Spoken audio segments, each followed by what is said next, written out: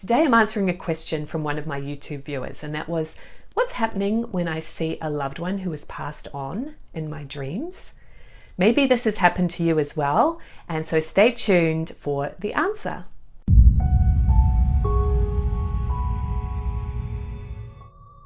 Hi, I'm Melissa, and I'm your guide to all things spirituality, including connecting with your angels, developing your intuition, and finding your unique life purpose.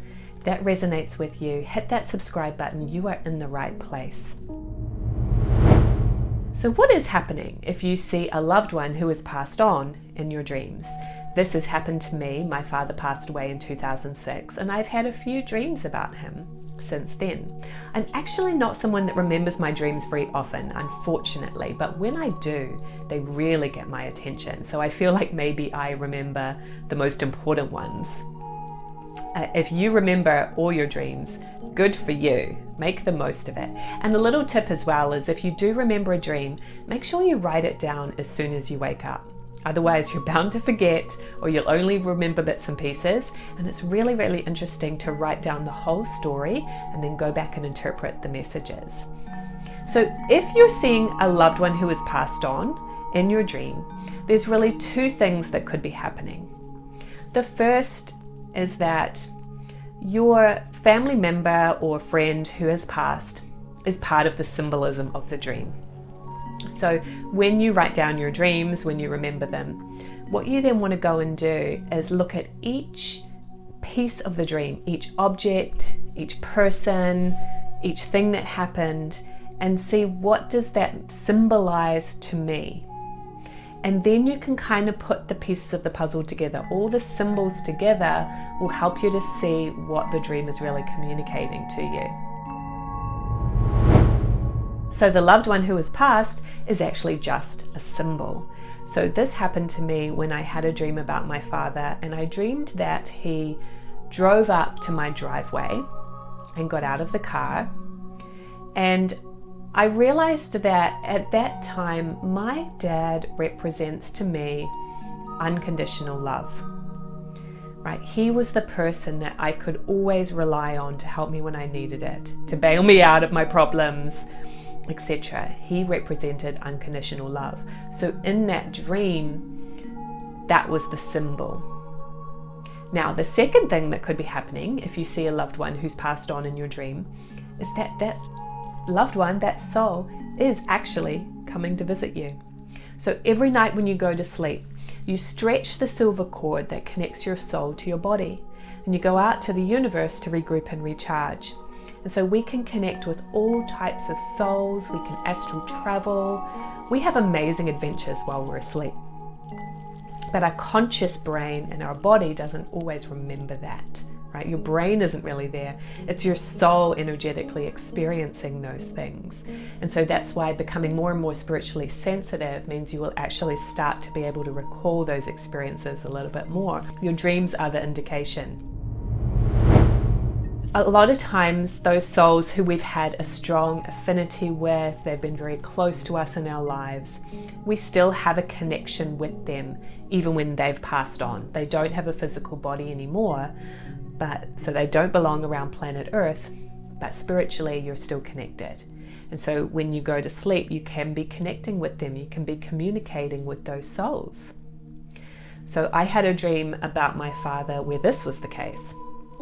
And this was closer to the time when he passed away.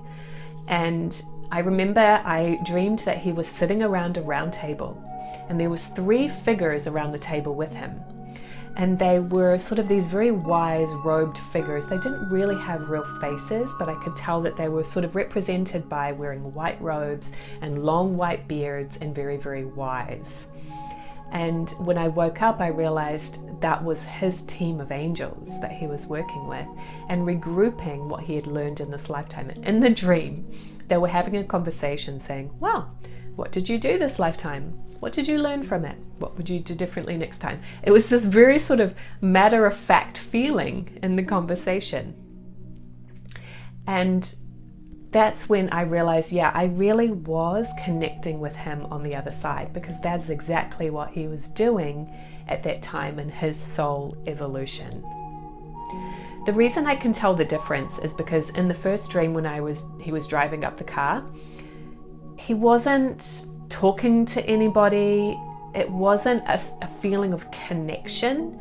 It was just, he just happened to be there. He just happened to be the one driving the car. The feeling of it was quite sort of low.